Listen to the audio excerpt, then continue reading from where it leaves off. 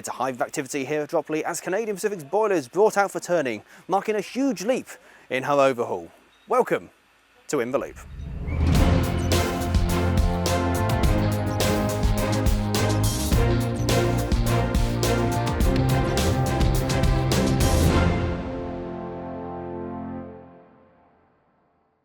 It is currently literally the day after our fantastic spring steam gala. Canadian Pacific's boiler has been brought outside where it's going to be turned on the side using our steam crane, which, as you can see, passed its steam test and is now back in service. So, before we crack onto that, let's have a quick fire look around the railway to see what's been happening since the last episode.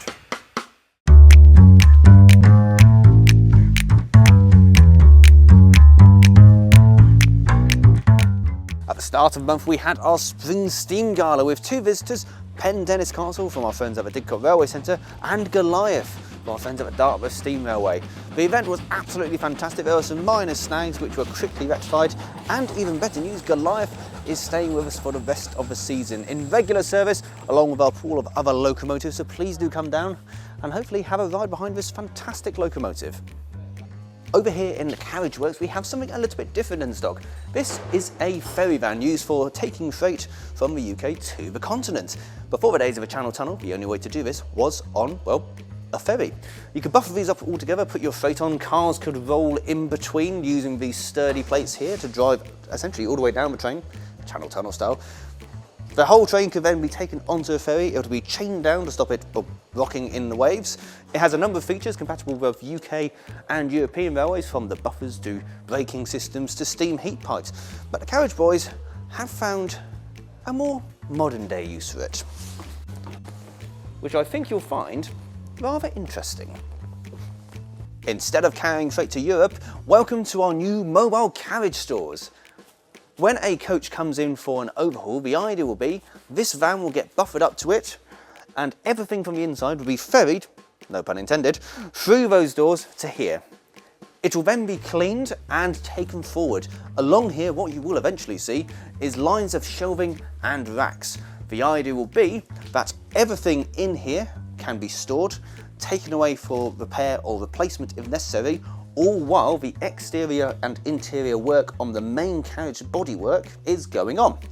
This way you can have two jobs running in parallel with each other, and then once all the work is done, this gets buffered up to the coach once again and everything gets ferried all the way back in. All of this should make the carriage overhaul and restoration process a lot more easy and efficient for our wonderful team here in the carriage shop. And as you can see, once you take everything out of the coach, it makes everything a lot more accessible. This is 4211, one of our bullied brake vehicles. It's currently in for some bodywork and work on the roof.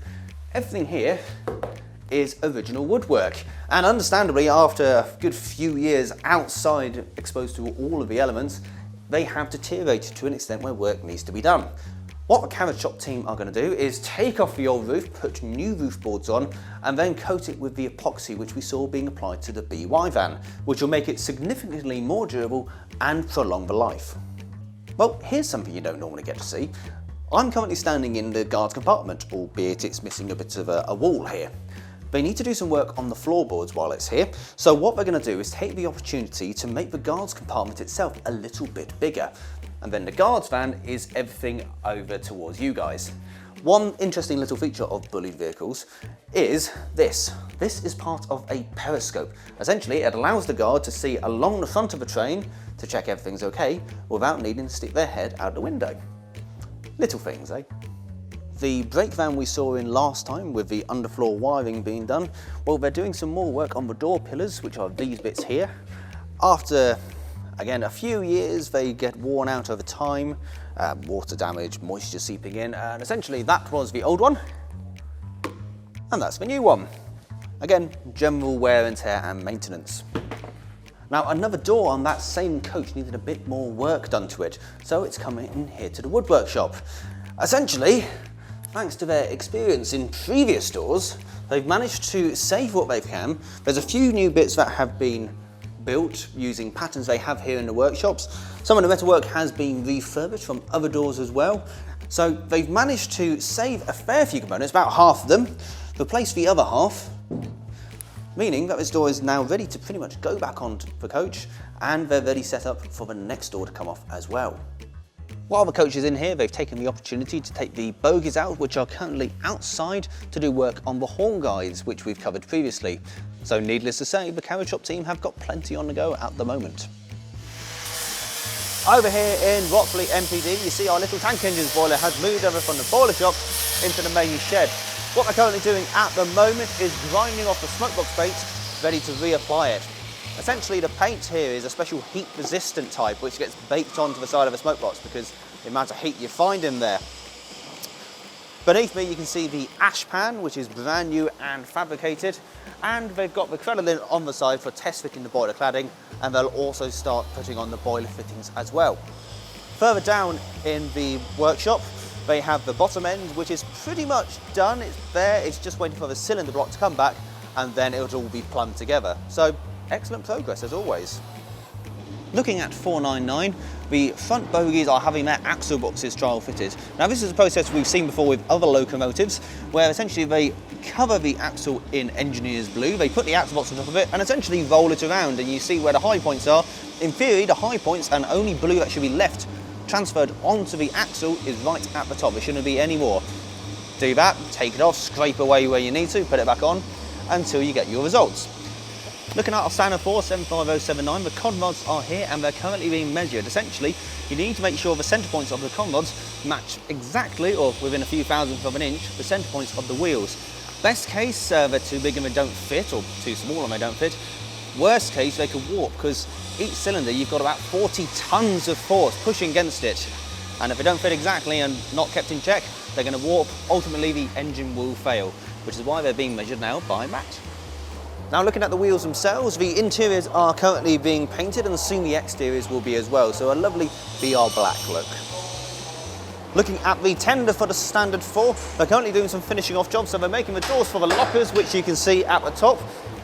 The flooring of part of the footplate is being measured and cut aside, and they're continuing the job of drilling and gluing on those rivets to get that cosmetic look absolutely nailed. Now looking ahead, if you do come to Ropley on the 9th to 11th of June, you will not see a car park behind me, but a stage transformed for our vintage vehicle rally. A fantastic event where down here we have lots of steam traction engines and more, and elsewhere around the site we have a selection of tractors, motorbikes and everything vintage vehicle related. It's an absolutely wonderful weekend. If you are here on the Saturday as well, there's some live entertainment in the evening, so well worth a visit. Now if you would like to visit and would like to book tickets, then do visit watercressline.co.uk for more information. Well, a lot happening here at the railway. Now, today is Tuesday the 2nd of May, literally the day after our Spring Steam Gala, which was absolutely fantastic. And Ropley is kicking off once again. The Canadian Pacific's boiler has been dragged out. The steam train is whirring up, getting ready to turn it onto its side. And frankly, it's a lovely day for a bit of lifting. It's not quite the level of sun is shining in the sky, there ain't a cloud in sight, but equally, it's not hammering it down with rain. So it should be a good lift either way. Now, we took the opportunity to chat to Sam, our boiler shop manager, earlier on, to tell us a little bit more about what's about to happen.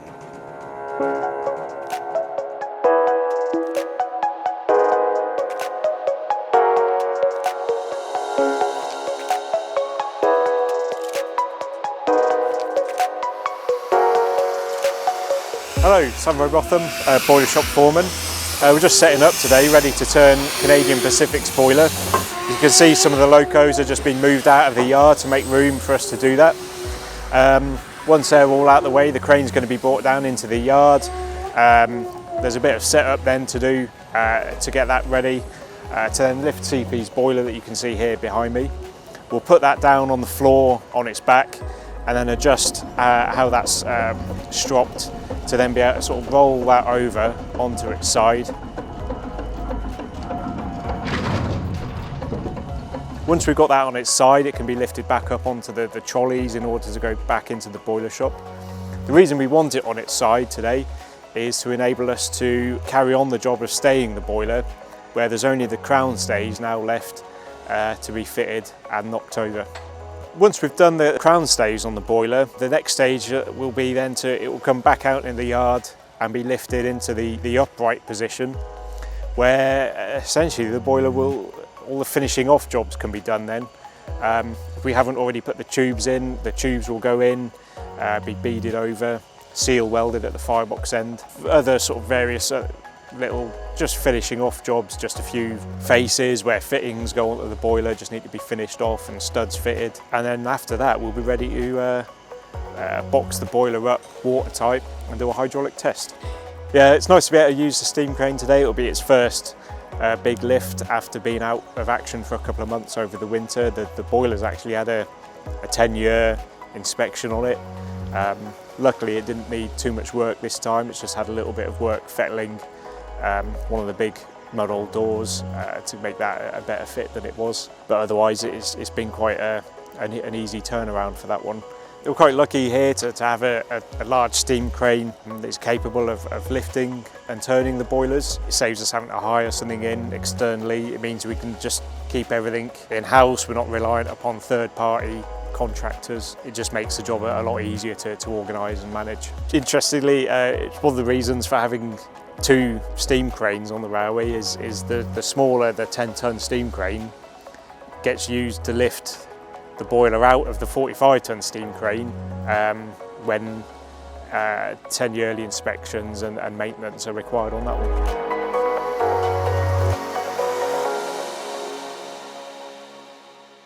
Well, there you have it. Boilers this size are kind of impressive when you first see them, stand next to them. And then you combine that with a 45-ton steam crane roaring into life and this being lifted off the ground like it's a mere paperweight. Impressive bits of kit, nonetheless, and a huge leap forward for the guys in the boiler shop, and another step closer to Canadian Pacific steaming once again. I think there's only really one way to end this, and that is with a cool time lapse from the day. So that's it from us for now. Thank you so much to you guys for watching. Thank you to Sam for chatting to us, and of course don't forget to hit that like and subscribe button. We'll see you next time.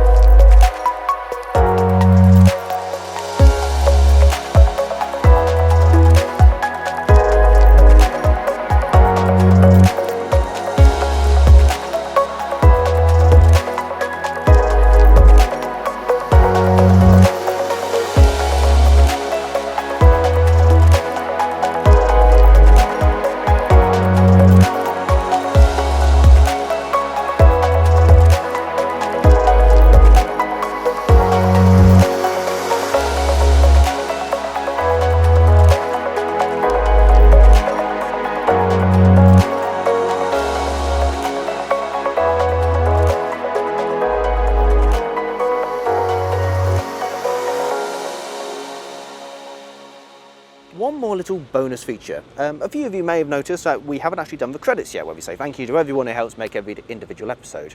When we came down today, we were originally just planning to film a lovely time-lapse and video of the lift, maybe Canadian Pacific being pushed back in the shed. Now, we knew there was going to be a little bit of shunting, but we had just no idea how long that would take and how difficult that would be. The lift finished about 2 o'clock. And it's nearly going home time and we're still shunting. So far they have emptied pretty much everything out of the boiler shop. Most of it's there, the other stuff is behind the coach.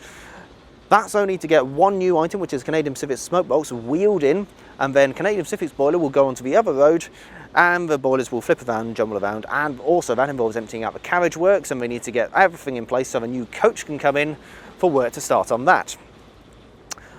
It's about 1 hour into this, I was helping Sam shunt, and he said to me that if this was a model railway, by now he would have given up and just started lifting it up by hand, which is a luxury we just do not have. So, once again, another element which you just don't see on day to day, and thankfully you don't have to do too often. So, well, we've already had one time lapse, let's have another. Thank you folks once again, and we'll see you next time.